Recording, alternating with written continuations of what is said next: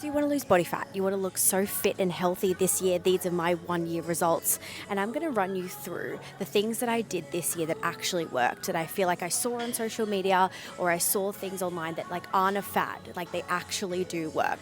So first of all, 10,000 steps. People aren't faking that when they tell you walking is the key to fat loss. And I know it doesn't feel productive, and that's why we're on the treadmill. So I've made these little treadmill chat series so that you guys can listen to this, lose body fat, and learn about how to lose body fat too.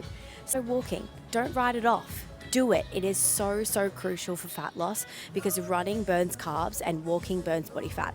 It preserves the muscle. So if you're working out and you're lifting weights, this is amazing for you because it's literally just going to help burn body fat. It's going to do exactly that. So that's why 10,000 steps is amazing. It's about an hour of walking in like my little feet. I'm like 5 foot.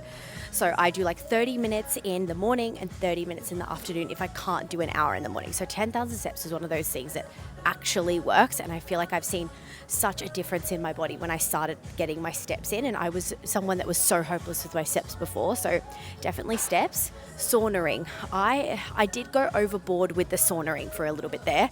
I was doing it on an empty stomach first thing in the morning, and it was actually spiking my cortisol, and I felt like I was just super inflamed, and I was doing it probably like 5 times a week, which is a bit overboard. I feel like it was doing too much, and I did feel like my face was super inflamed. I'm also going to show you a picture when I was doing that and what my face looked like. I look unrecognizable, honestly, but I took it back to 2 days a week just in the sauna for 20 minutes, and I feel like red light as well, infrared, and I feel like it really helped with my inflammation, just like sweating. It also burns calories. It's kind of like a steady state cardio kind of vibes because your heart rate is at like a very steady state, so it burns like 200 or 300 calories, which is amazing. So walking, sauntering, they do work. They're amazing. One thing I haven't gotten into is the ice bath thing, like doing that.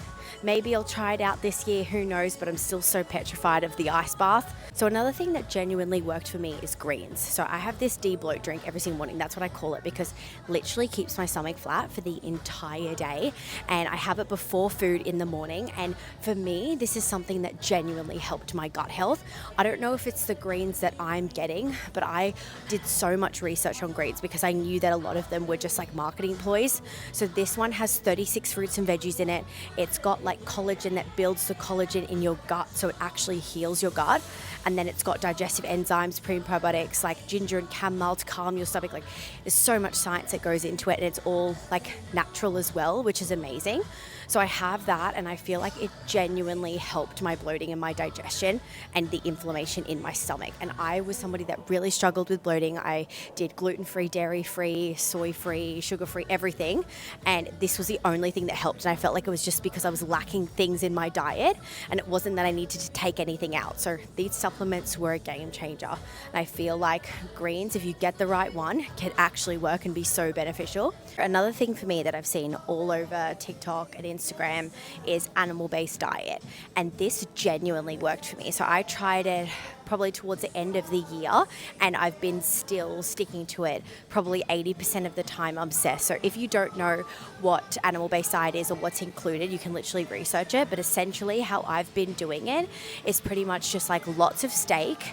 It's different to carnivore because I would say because there's so much more things, but it's very much whole foods. So like steak, fruits, sourdough, cottage cheese, I like eggs, I have lots of dates, pretty much whole foods with meat, lots of yogurt, honey. Oh, so good. Like pure forms of food that have so many vitamins and minerals in them. And I genuinely feel like my inflammation significantly went down. I've never felt so lean and so energized in my life.